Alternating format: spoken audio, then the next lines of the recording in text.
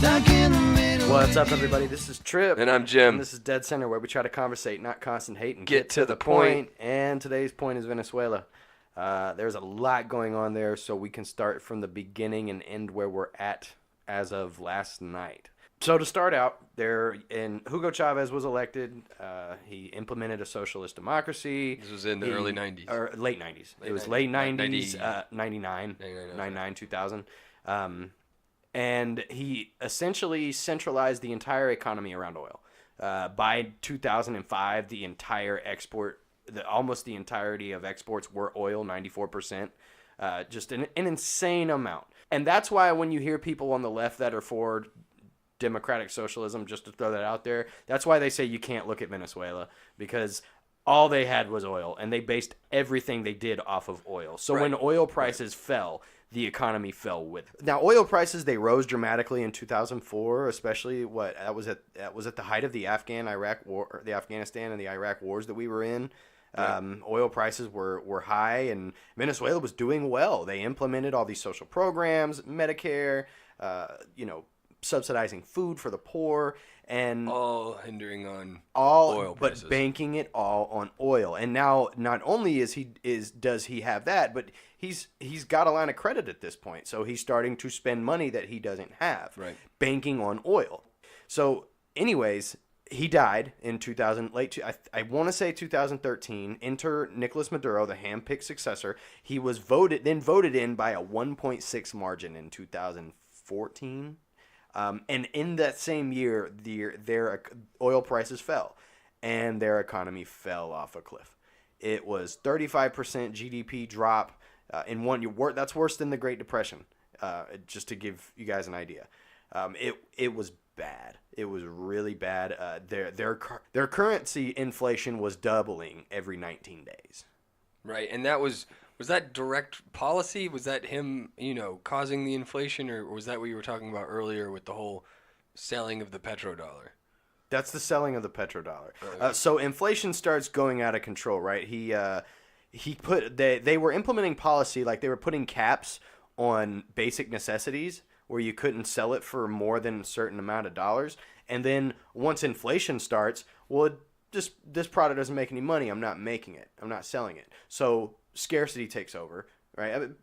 It's basic economics at work, and it just failed. Everything just failed, and that's kind of how it has been. The inflation has steadily increased. Oil prices have remained in the same area, so they haven't been able to get back on track. And Nicolas Maduro has been a vile dictator. He is imprisoned dissidents.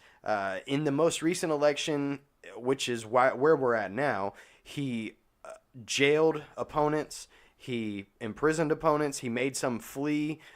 His military force killed protesters. Hundreds have died since 2015, 2016. It's been insane as far as what's going on in Venezuela. And now here we are. So in May 2018, he was elected again, spicy quotes, and he said, "I'm going to serve out the rest of my presidency, and then I'll be re-enshrined on the 23rd of January."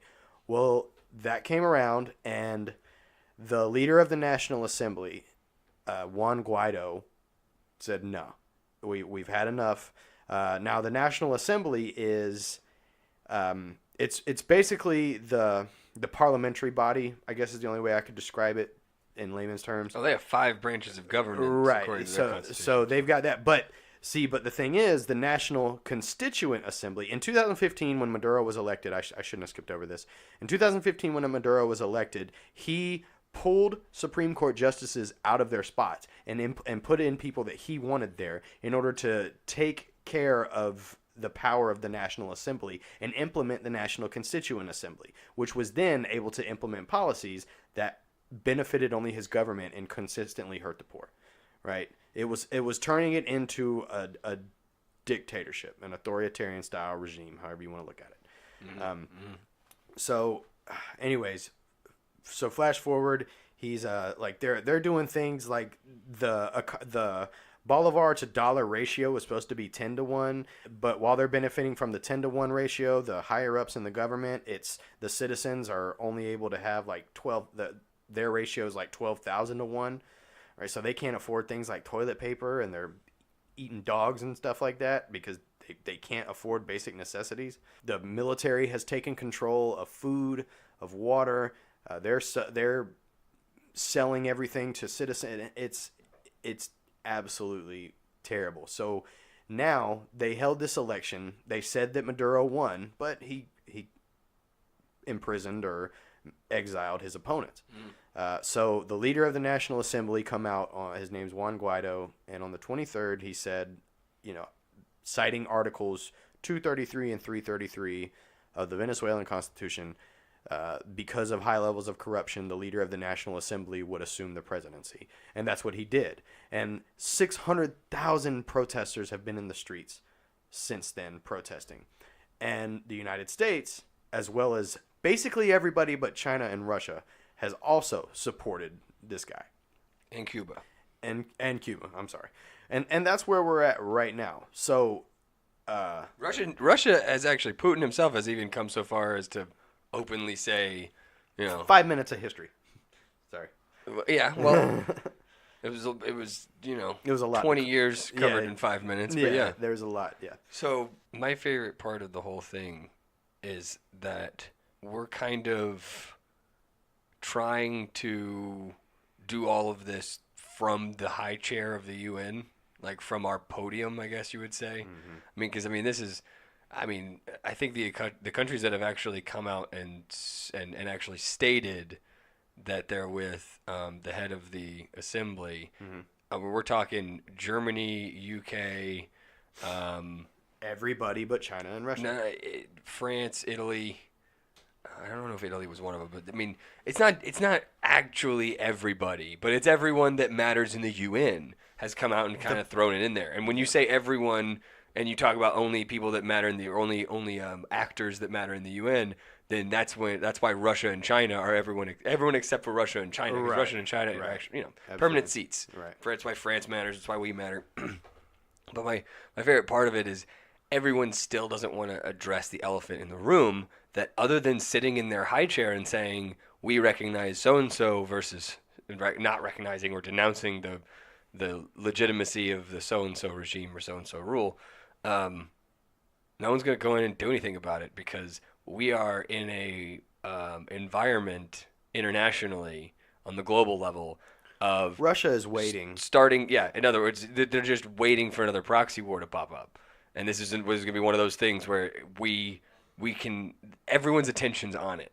And no one wants another proxy war. Yeah, you don't want to be in the middle of the Venezuelan civil war. Especially because their economy relied on what again? What was it? Oil. That's right. Oil. What a perfect place for a proxy war. Oh, my gosh. So, this is going to be Afghanistan all over. Yeah, this is something to keep your eyes on. But my favorite thing about this is that right now, so far, no one has suggested going in and doing anything. Everyone, at the very least, has said, don't go. Like the United States is like, hey, we're thinking about going, and Russia's like, don't do it. We're going to go. Well, okay, but actually, to your point, everyone from the right side, give them whatever they need, so other than boots on the ground, so that a Russian or a Chinese-backed guy doesn't get put in there instead. And they've given Dems on the left, they've given people on the left a whole lot of crap about not interventionist on it, and. Yeah, I understand the way foreign policy works right now is you have to beat the Russians or beat the Chinese. That's just kind of what it is. But, leave them alone. Let them, the people obviously know what they want. There's 600,000 of them running in the streets protesting what they want. It's a lot of people. We don't need to put our hands in it. You know what I mean? We're on the same page here. And so when Dems say, we should leave them alone. Don't say, oh, it's because you're a socialist too. It's because we should leave them alone. We should leave Afghanistan alone. We should leave Iraq alone. We should leave everyone alone who has Let their them own. figure out their own crap. Could you imagine? Just a quick history lesson. The British wanted to get on the side of the South in the Civil War because of the textiles that were exported from the southern part of the continent. Could you imagine what would have happened and how much different our country would look like today if the Brits had come to the aid of the U.S. of the Confederacy? Think about that for a second. Yeesh. So when you sit here, you're talking about changing the face of an entire nation, and it's not just some place you can point to on a map. It's millions of people that live in this place. Like, I don't know. That's kind of off track a little bit. The point is, I know, but I'll get on a tangent about U.S. foreign policy. Well, no, it's more than it's more than just U.S. foreign policy. It's why I brought up the idea that. My favorite part about this is that it's not a proxy war yet. It's not a crisis yet. It isn't a Cold War yet. Maduro told the United States that he had 72 hours to clear the assembly. I'm sorry. He had and Trump 72 goes, hours. no. Yeah. Well, make me. Yeah, exactly. Well, what were they going to do? They're going to kill some Marines? They're going to shoot an ambassador? Get the hell out of here, man. They would not.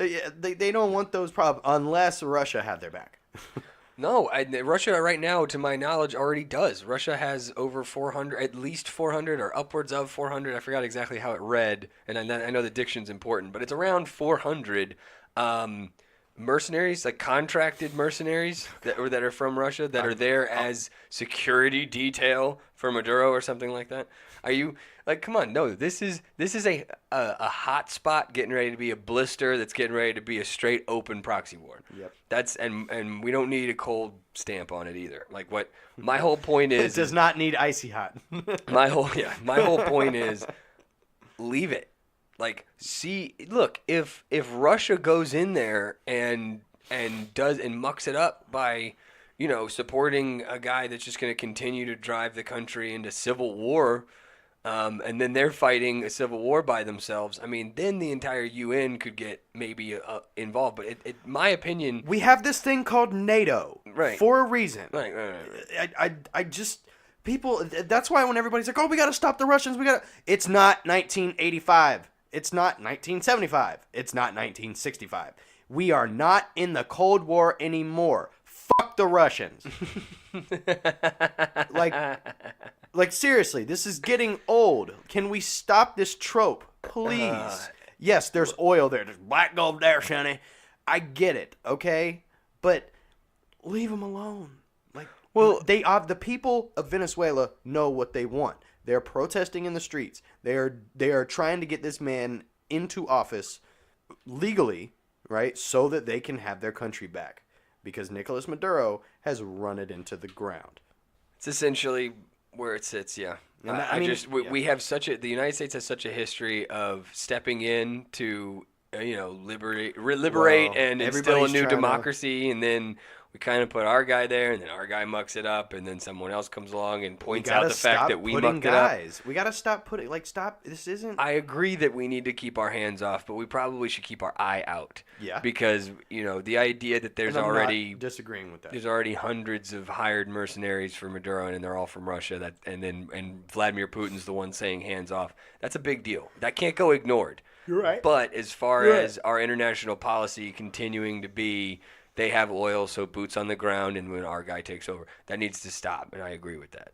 There's a lot of different things that would happen. As far as the Constitution goes of Venezuela, this sounds pretty legit. I mean, because I think everyone remembers when Maduro went viral eating steak at Salt Bay's restaurant on a private trip, and all those being, and someone estimated how much that would cost for anyone, and then they were like, yeah, that's how much he's spending on a meal right now, and meanwhile his, in the country people are starving to death.